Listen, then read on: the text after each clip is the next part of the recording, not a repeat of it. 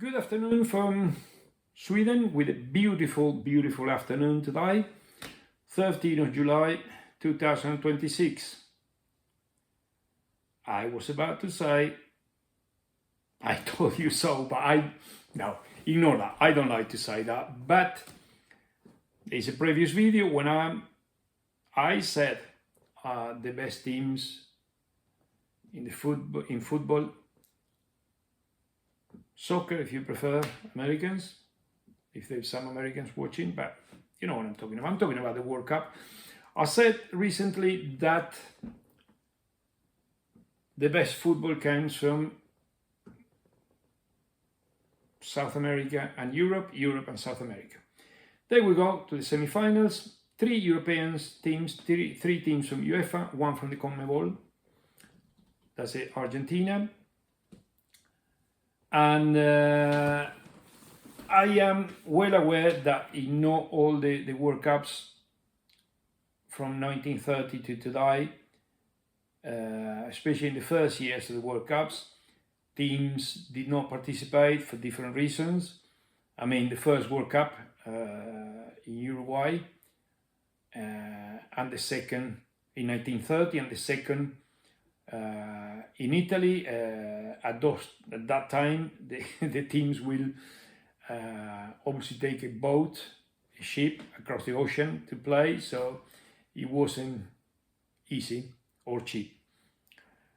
So it's been a difference and participation. Of course, there was most South American participation in the first World Cup, more European participation in the second and third, Italy and France, 1934-38. And things changed after the Second World War, from 1950. And then in the last, well, I would say since the 1982-1978 World Cup maybe, there were more teams participating, maybe a bit earlier. But again,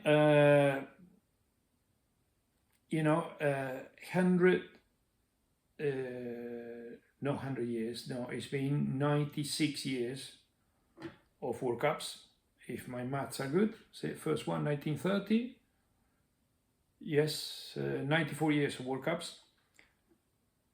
Only three non-European or South American teams have qualified for the semi-finals. I think the USA, almost a century ago. Then it was South Korea in very peculiar circumstances. The guys my age and older, and whoever remember very well the World Cup in 2002 in South Korea and Japan, they know exactly what I'm talking about when they think at the South Korea-Italy game with Byron Romero, infamous referee, later arrested by in New York City for drug trafficking. So that match was a joke, as it was the quarterfinal, South Korea versus Spain. Spain should have never lost that game.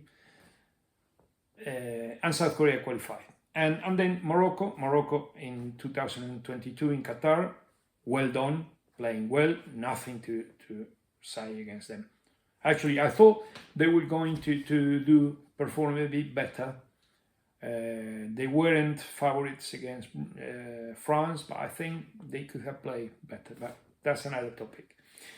So we get to my point. My point is there should be more European teams and there should be less teams in the World Cup. Sorry, Infantino, but I disagree with you. You want to take how many teams? The 48? Too many. Because at the end, the same teams more or less qualify, but because they have an extra match, or maybe 2 or 3 extra times too. Okay, people get knowing the right conditions to, and the quality of football is not the same. The quality of football is not the same. I mean, So let's get back to my main point, which is more European teams and a little less teams from the Asian Confederation. Sorry, but that's what it is. If you don't get past the first group stage every single time, okay, give you the... I know it's not politically correct what I'm saying. I know. I don't like politically correctness. I like competition, I like sport, I like the winners. What's this? The third team in a group of 4 qualifies. Since when being third out of 4 should be a reward? No, in professional football.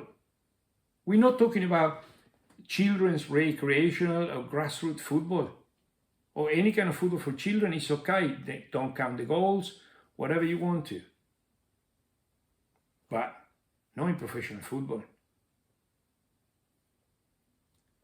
So, okay, give the chance to the Asian teams. Of course, I'm not saying denying, but then may the winners play some playoff with the European teams, with the South American teams. Because I don't think that Italy, who lost on penalties, Denmark lost in penalties, I think the qualification, Chile, I don't know how they lost, but I really don't think they could have done worse than some of the teams we've seen here, this World Cup. Second point, I repeat myself, sorry, must be the age.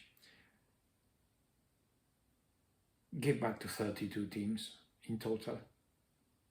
4 groups of 8. First 2 of each group go through. And that's it. End there. And then direct elimination. If you want to facilitate something, maybe not all the time when the match ends in a draw, we should play the extra 30 minutes. Maybe we can go to penalties directly or shorten the extra time. Or maybe when,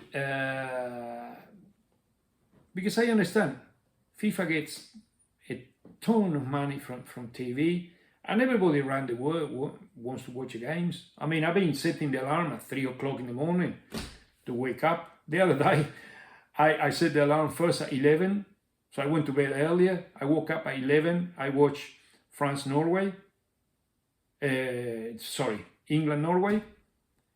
Then I went to bed again and woke up at 3 o'clock, up to 6 o'clock to see Argentina with Switzerland. So, and to do that, okay, yeah, I set the alarm, like many other people who can afford it, who don't have to go to work the following morning. But I'm thinking of the footballers, they're playing at 2 o'clock, 2 p.m. in the middle of the US or Mexican or Canadian summer. Maybe Canadian is not that warm, but I'm sure the south of the USA, Atlanta, Miami, LA, Texas, it's really warm. Really warm. So the quality of the game it goes down.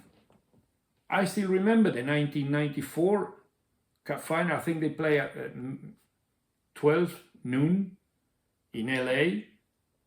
And Brazilians and Italians, they were playing like at the speed of 1970 because it was too hot. Please, FIFA, make that World Cup a bit better. Not every time the new is better. And my final thoughts before the semifinals, about the semifinals. I said I'm gonna open up now at the beginning of the tournament. A couple of friends asked me, what do you think? Who's going to win? Who's going to get to the final? I say my favorites to go to the finals are the same 2 teams who disputed the 2022 edition. That's it, France and Argentina and France. Now, I still think so. But I think Argentina, England will be a tough match because Argentina are not defending well as a team. That's my personal opinion. Individually, they are very good. I mean, the other day, Romero got that ball against the Egyptian forwards. I don't know how, because they were 2-1 down, 2-0 down. And it was a 3v1 counter-attack. And I don't know, man. He looked like Spider-Man getting that ball. But they're conceding too many goals, and you see that the marking is not as good as it should be. And England has one of the best centre forwards in the world, one of the 2 or 3 best. I mean, Harry Kane, and Bellingham is playing really well. Excuse me. So that will be a good game. I hope that there's no fighting amongst the supporters. There been some fighting. I mean, I know there was a war, but you know, the war was in 1982. And it's not a war that, I mean, every war is bad, of course, don't get me wrong. But if we follow that logic, you know, Germany and Italy could never, and Japan could never play against the UK or the USA or France, you know. And the war is over. Don't make it about a war. I think Scaloni said the other day, is football. It's all about football. It has to be about football. Back to what I see in the matches, I think that France should win because of how well they attack. Now, I'm not sure about their defense. They're defending because they haven't been in trouble. I don't remember Maignan making spectacular saves, maybe in some game match that I missed at like 3 in the morning. And Spain are really solid defending. Let's hope that it's not ball touching the hair or ball touching a wire. Why on earth there is a wiring? Why we need a camera above the field of play with a cable? You know, I understand the technology, but it's something nicer than discuss about if the ball is one of the nice part of football. It's like when you have a motorcycle. It's not all about riding the motorcycle. It's about washing the motorcycle, cleaning it, buying a new, you know. I remember my late wife one day said to me, Tony, why you spend so much time, you know, doing stuff to the motorcycle? And I said to her, love, is the point. The point is not just riding it. The point is cleaning the hair, you know, changing the oil, adding stuff, adding accessories. And with football, it's the same. It's training, it's playing, and it's talking about it. Gosh, people my age and older, we're still talking about that Geoffrey Hurts goal, non-goal in the 1966 World Cup final. Yeah, my English friends will get mad. It was in goal. It was in goal. And the linesman was a Russian who had fought in the war against the Germans, and he didn't like the Germans at all. That's the story. I don't know. We will never know. But there's been mistakes, and it's okay, the goal line technology. It's okay because England was robbed against Germany when Capello was the manager. I don't remember which World Cup was that, but that ball was clearly in. And so many cases in Italy. I remember the Montari's goal, AC Milan versus Juventus, no given, they all 1 meter inside. So certain technology is fine, but you know, do we have to put a wire to hold a camera in the middle of the pitch and not notice that the ball hits the cable and comes down? And it may happen to any team. This time it favored England. Okay, you know, let's not forget that England got, maybe Argentina would have 1 World Cup less if there was VAR, in the 1986 World Cup. Yeah. So go with the technology, but please, no wiring in the middle of the pitch, and a bit faster with the VAR decisions. Final thought to Brel Embolo. We all make mistakes. I don't like cheating. As a coach, in my 25 years old career as a coach, excuse me, I never, of course, infamous level, I was a very low level, although I arrived to some good academy and professional teams in the youth sector in late years, but I never ever encourage or celebrate cheating. Excuse me. So Embolo, you shouldn't have done what you did. That was terrible, because I don't want to patronize. We know that was bad, but that was a moment with the body and the brain when the okay, excuse me. That was a moment that in the heat of the match we can make a mistake. What I cannot justify is your coach coming on public Swiss TV, and I was watching it because they transmit in Italian with great commentators, but you disappointed me. You, coach, and the guys who are making the comments, because you cannot defend what Embolo did. Okay?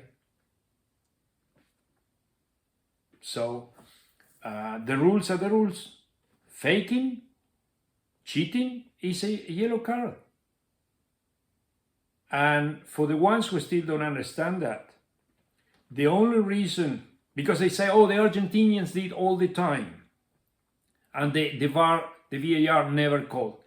There is a reason for which the VAR never called. Okay? And the reason is because there were no yellow cards issued. In this case, if Paredes wouldn't have received the yellow card, the VAR would not have called the ref. So Embolo, if he had faked a little less, not such a dramatic fly that he did, if the referee had given the foul and not a yellow card to Paredes, nothing would happen. Nothing would have happened. Okay? No yellow card to anyone, no second yellow card to him. He led his team in 10 men when they were playing better football than Argentina. They were more, I think, they were stronger physically at that point of the match. So, yeah, I know that he was not the only one trying to cheat. Okay, who was the English forward? Spencer, I think, the one who put his leg clearly across the path of the Norwegian defender, and the referee unfortunately thought it was a penalty, and I'm glad the VAR called him, because that was never a penalty. But why not giving the yellow card in that case too? Because the English forward deserved the yellow card there. And please, players, stop doing this. Stop diving. Stop pretending. Be honest. You cheating another, or trying to cheat a colleague. Because, the other guy is making his living too with football. And I don't care if it's millions, and people say, oh, they earn millions, No, it doesn't matter. You should, please stop diving. Huh? And as I said before, it's nice part of football, and are we for months and years and decades, and about the it was foul, no it wasn't, it was offside, it was not offside. Now with these lines and cameras, it's offside by half a centimeter, half a millimeter. Okay, that's the bloody rule. Okay. Enjoy the semi-finals and the finals. And comment, please comment. Attack me if you like to attack me, because I'm not politically correct or whatever. And talk to all of you soon, I hope, in the comments. Bye bye.